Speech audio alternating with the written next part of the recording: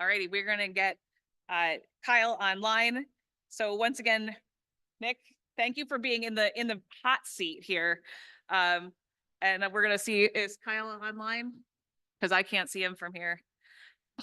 So thank you both for being here, for addressing our membership.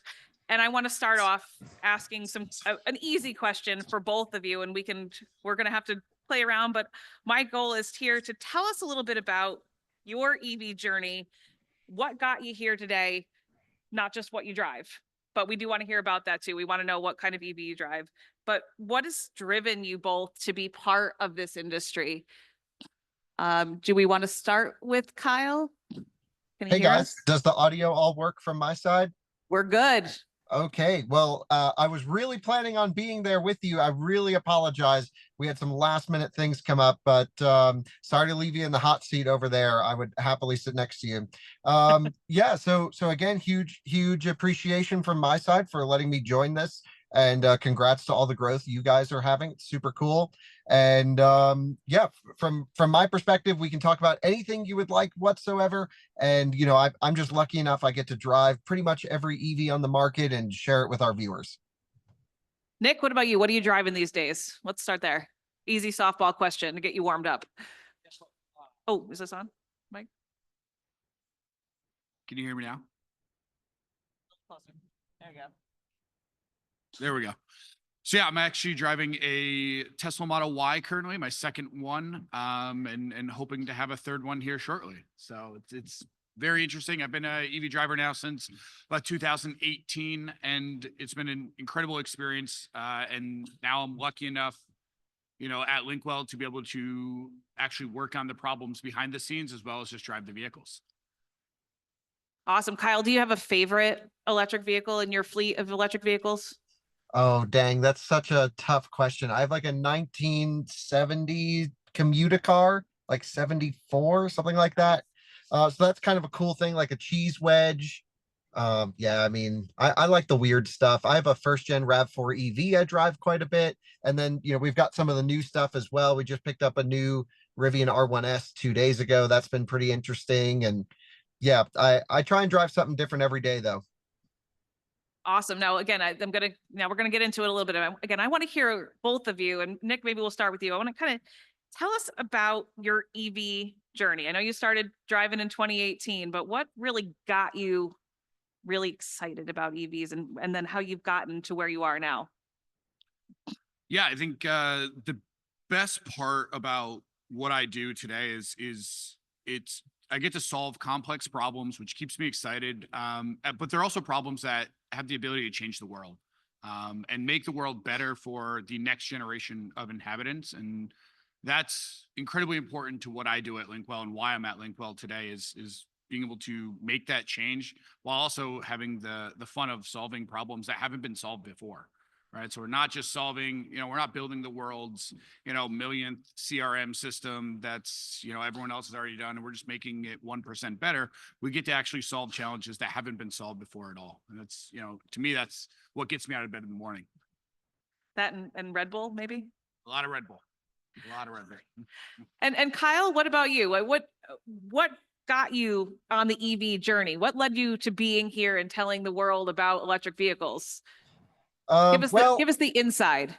Yeah, I mean, I'm a car enthusiast. I've always been into cars, and you know, sort of grew up. And my dad, who also now works for us and has a YouTube channel, you know, certainly sparked all that interest. He's a car enthusiast as well. And you know, while I certainly, you know, all of our content is centered around electric cars. I still have some, I know it sounds crazy, some combustion love somewhere deep inside me, you know, that I like, you know, enthusiast sports cars and stuff. But generally electric cars are, you know, clearly the choice to drive every day. There's no engine warm-up time. You're full throttle out of the garage laying rubber, which is awesome. You know, road trips are super fun. You meet people at charging stations. And now they've just gotten so easy where it's like, yeah, just charge at home, go anywhere you want, don't even think about it. They're faster, they're quieter, and actually they're like more technologically enabled as well. There's just amazing things you can do with these cars. And we've sort of seen this this intersection of electric cars and tech coming together, not only in the self-driving space. We've seen, especially in China, a bunch of driver assistance systems doing some incredible things in passenger vehicles that you can buy, but also just simple, nice things where you can kick on the climate before you get there, or have a dog mode to leave, you know, your pets in the car when you're gone. So from my perspective, electric is clearly the choice for a daily driver. Awesome. I mean, these are all things, again, I think it really resonates with us as members that we're hearing this and that you're amplifying those messages. And I hear, like what you just said, it's that marriage of tech and hardware. And Nick, yesterday when those of us who were at the tour of Lynkwell, we kind of saw some of that marriage of tech and hardware, and you were behind a lot of it. Something that we talked about on the tour was that user experience. And this group here was all about learning more about plug-in charge, and something that really got to them was guest charging, not having to download an app all the time. So I'm going to leave it to both of you to tell us about what's kind of that future look in the EV space. What is the thing that you're looking into or that you're hearing more about? I guess I've got to get to the question, but tell us a little bit about what you see in that marriage of hardware, software, and where is it going? What do you think? And what are you doing to be a part of it? Yes, I'll start. I think in the EV industry, we have the potential to change transportation forever, not just from a combustion engine to an electric vehicle, but I think transportation, the paradigm of how we transport humans is going to change here in the next couple of years. And really, there's 4 technologies that are driving that change. The biggest one, which you mentioned, and you might, the buzzword in the industry now is plug and charge. Internally, we call that autonomous authorization. So vehicles being able to authorize themselves without human interaction. That's one of the 4 technologies that is really driving this change forward. You also have stuff like vehicle reliability. So one of the best parts about EVs, many of you guys are EV drivers and probably know this already, is they don't need repairs as often as their predecessors. And that really lends itself not only to, personal drivers, but when you get into corporate fleets and business fleets, that's incredibly important.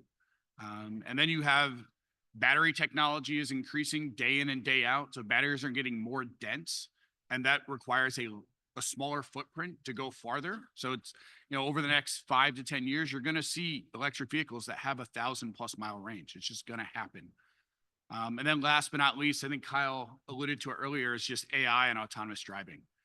And when you take all 4 of those technologies together, the really cool part is my prediction is in the next 5 to 10 years, you're going to have this economy where everyday people like you and me don't need a vehicle, right? The cost to drive and the cost per mile for, Uber and, Tesla's robotaxi, when it comes, is going to be so low that I can just pick up an autonomous vehicle. It's going to pick me up my house, bring me to work, bring me home, and it's going to be a couple bucks. It's not going to be, versus today where I have a $500 a month car payment or $400 a month car payment or whatever.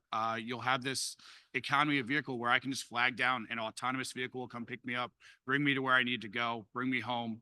And that's going to solve a lot of the challenges that we have today, because today your vehicle sits in your driveway most, hours on end, sits at our work parking lot hours on end. And we'll sort of alleviate that immediately, which is pretty cool. Kyle, I'm Yeah. going to turn it over to you. Well, the topic around having autonomous cars and sort of not owning a vehicle, been talking about this a lot recently on our side as well. I actually was just in California a couple of weeks ago, waymoing everywhere, and I'm like, oh, okay, that's kind of interesting. But then I think about, okay, what is the incremental cost difference between waymoing everywhere, which to be honest was more expensive than Uber, but a better experience. You don't have, some smelly guy driving you around that clearly doesn't know how to drive safely.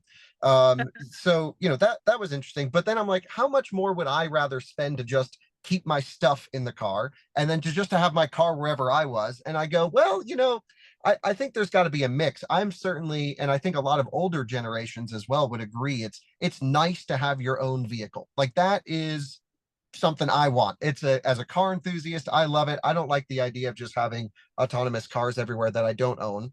And yeah, I mean, these are the topics, along with anything, happy to talk about charging performance as well. I think that's a huge topic that we've been covering, maybe even too closely the last few years. But essentially what we've learned on our side is there's clearly no single solution that's going to work for everyone. And the point of out of spec and what, I try to work on every day is, okay, find the coolest stuff out there and then go show that. And then there will definitely be a group of people that are interested, and probably an even larger group of people who aren't interested. And the funny thing about YouTube is the video does kind of get shared around to everyone, whether or not they're interested or not. And I get to hear all the raw feedback because people are behind a screen. They don't mind sharing how they really feel. And we get to see truly what people think about this stuff. And I was surprised at how many people hated the idea of rideshare autonomous cars. And I'm like, damn, that kind of sounds cool. I want to try that out and look into it. But that was interesting. And same on charging performance. I'm always like, let's get megawatt level charging. I want to charge for 3 minutes and get out of there. And we have a ton of EV drivers who watch our stuff, and they're like, you know what, a 10-15 minute break, that's not the end of the world. And I'm like, okay, yeah. So there's definitely like choice. You'll be able to buy the fastest charging cars on the market, and you'll be able to buy slower charging cars, hopefully at a less expensive price, and just spend the money where your priorities lie. So while I'm not necessarily working on the technological solutions, I'm not in the day-to-day, I do think we have a pretty good idea as to what groups of people are looking for certain solutions. Awesome. And I think we can just follow up on that a little bit because, Kyle had mentioned that he heard the feedback and he gets to synthesize that and put it out. I think in your experience, from what I know, is you've synthesized some of that feedback from customers and users and have been able to, in your own feedback as an EV driver, been able to make changes. And I don't want to harp on it, but this group was really all about the guest charging. So for those who weren't at the tour, if you want to maybe talk a little bit about it and how I think that came from feedback from customers. Yeah, absolutely. I mean, so when we build software, the primary motivator for that is customer feedback. So we'll put something out, we'll get, similar to what Kyle mentioned, we'll get negative reviews, we'll get positive reviews. And what we try to do is try to take those negative reviews and then adjust the software accordingly. And one of the biggest problems we saw, back in 2020 when we were setting up our own charging network was I have to download an app. I have to put my card details in. I have to put all this personal information in just to start a charge. So one of the things we did at Lynkwell, and I know a lot of other companies are doing now today, is sort of taking that upfront friction of charging your vehicle, alleviating that completely with something like guest charging, where now you can scan a QR code and with one button click, now you're starting your charge. And then we sort of lean on, you have such a good charging experience that first time that now we offer the ability to start an app or sign up for our app and get additional benefits like discounts, like loyalty points and stuff like that. Awesome. I'm gonna throw out another kind of easy question for the moment because I think both of you probably have different opinions on this. And this question actually came from one of our EVA members. In your opinion, if you could design the most epic EV or EV charging station, what would you have to include? Most epic EV, if you could design it. Kyle, what do you think? This would take 3 hours to explain, and that In most 4 of my minutes or less. most of my videos are 3 hours anyway. So maybe it's actually an interesting topic. Maybe I'll make a video about it and be like, what are the attributes that I would choose to have in a car? You always have to balance cost, of course. And so, do you go super cheap and just give as much as you can, kind of that slate approach, or do you go throw in as much content as possible and bend the rules of physics? And man, I don't even want to start on things because it would take me forever to explain. But clearly we would have insane power density cells, so that would be megawatt charging or above. A fantastic driver assistance that's completely defeatable. While I'm excited about autonomous cars, I am a driving enthusiast. I want to be able to drive when I'm on a good road. Needs to have the ability to have great driveline tuning, be able to go sideways when I want it to, and really perform as a performance car when I want. But then since we're talking oh, the dream world. Well, I like off-roading as well. So then let's get, some off-road tires on there and go take it in the trail. In fact, like Rivian and actually my Cybertruck and F-150 Lightning to a degree, they kind of have a lot of the characteristics of what I like in vehicles. I just kind of want to dial everything up to 11 in each category. And that is not representative of a true consumer. That is just a Kyle Connor silly mobile that I would love to own, something like that. I mean, I think that's pretty great, Nick. If you could design, it's yours. I mean, Yeah. cost is no objective. Physics don't count. Like, what would it have to have? See, I think for me, designing the perfect EV would revolve around affordability, but also the durability. So for me, it's just the vehicle that would never fail, right? A vehicle that we would have, I'd never have to repair it. I'd never have to take it to a shop. It would just work every day that I needed to. And, charging for me is not as important, simply because I charge at home like 80% of the other EV drivers. So it's not like I don't need to charge in 2 minutes. I have to sleep. I'm a human being, so I have to sleep for 8 hours anyway. So I leave it plugged in. But again, that durability and a vehicle just never fails.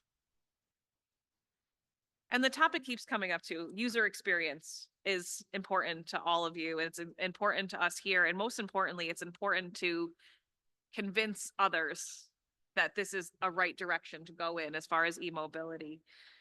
In your opinions, and again, knowing that you are all out in the industry from the back end side and from the forward facing more often, how do you think things can improve, or what do we need to tell people that can improve and how we're moving forward?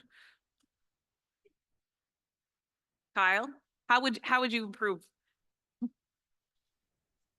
This is tough because I've been to a few events and a few meetings, and I always feel like I'm preaching to the choir at these things.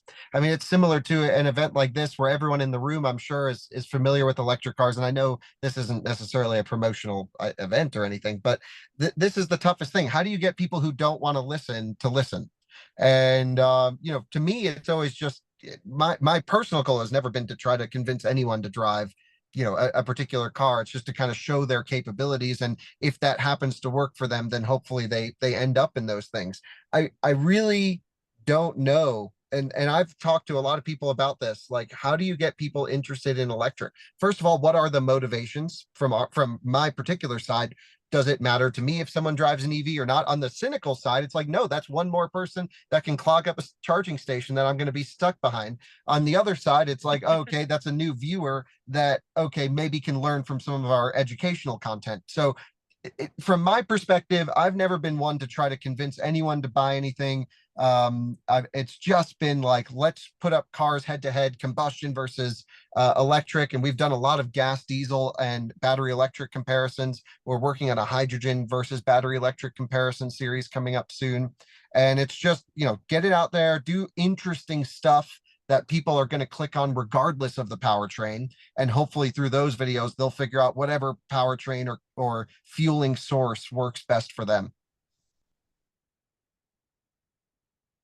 I agree. I think you guys are already doing what in my mind is the most important thing, which is ride and drives, right? I think it's incredibly funny you mention it, because literally just this week I was having a conversation with somebody I play soccer with, and he mentioned that his next vehicle is going to be an electric car. And he was traditionally one of those people that we've all met that was like, oh, I'm never going to drive an electric car. And we got to talking about why it is. And he delivers packages for Amazon and got to deliver packages in one of the electric Rivian trucks. And he's like, it's amazing that I have during the day, I'll drive this Rivian truck all around, then I'll go home and I'll drive my truck. And it feels slower and it feels like it's lagging behind, right? My Rivian truck my Rivian van will accelerate instantly. And then now I go home and I step on the gas pedal and it takes 3-4 seconds for my gas engine to start to pick up. So I think ride and drives is going to be that critical component, because for me, it's once you get behind the wheel and you feel that just rush of instant everything, there's no going back. And then I think we're just going to let technology do the rest, because electric vehicles are just going to continue to get cheaper. They're going to continue to get more efficient. They're going to continue to be more technologically loaded, autonomous driving, all that kind of stuff. So I think it's just over time that it's just going to be a better choice So technology will do it for us. Yeah, and maybe I can add to that real quick. I think it's up to the automakers to make cool stuff. Like no one really honestly wants to be driving around a 2012 Nissan Leaf. That's not exciting. I own one. I like it. But like that's not an exciting car to try to convince someone to buy. Like you come out with something wild that's interesting that can clearly do something better than combustion cars. That there we go. Now we're talking. That's what gets people interested in EVs. And what we definitely hear as an organization as that statement that you just said is that my next EV, my next vehicle is going to be an EV. We know that. Like our youth, are the people who are experiencing it, they're getting ready to come into the industry. And before we wrap it up, I do want to talk about, we try very hard as an organization to get more young people into our group, into being an EV driver and to consider it.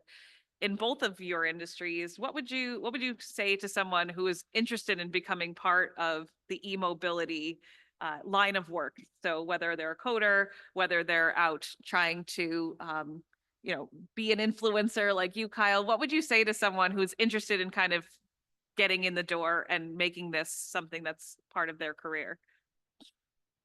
Nick, do you want to start? Do you do anything special? Like, what would you say to a young student who wants to work for you? Yeah, it's actually funny because I think I said this to your son 2.5 years ago. It's that, you're going to take a leap and it's sort of like the Nike commercial. You just do it, right? I am personally, if I could go back in time and tell 10-year younger me what to do, it would be take an apprenticeship, get active in it. You're going to, part of it is just taking that first step and you're going to start learning so much, so fast. And so I think getting involved is like just taking that first step and getting involved is the big one. Kyle, if you could introduce the youth to, I mean, you already are. I mean, you're speaking in a language that it seems it's very easy to connect with. But what would you say to someone who's interested in getting into EVs or learning more? Yeah, well, this is a real good topic, real good point, something we've been focusing on recently. I was actually, so yeah, as everyone knows in this room, I can sort of jump to the point here, but there's a million different areas within the EV world that you can get into. You can get into vehicle design, you can get into charge station, and within charging, you can be on the hardware manufacturing side, you can be on the CMS backend software side, you can be on the CPO, actual integrating all the chargers into the field and managing a network. And so there's a bunch of charging specific applications, there's a bunch of vehicle specific applications, and then sort of what the approach I took was, I used to work for automakers before I started full-time YouTube like 8 years ago. And that was my original career path, was to go work at BMW and then Tesla and work my way up there to be on the OE side.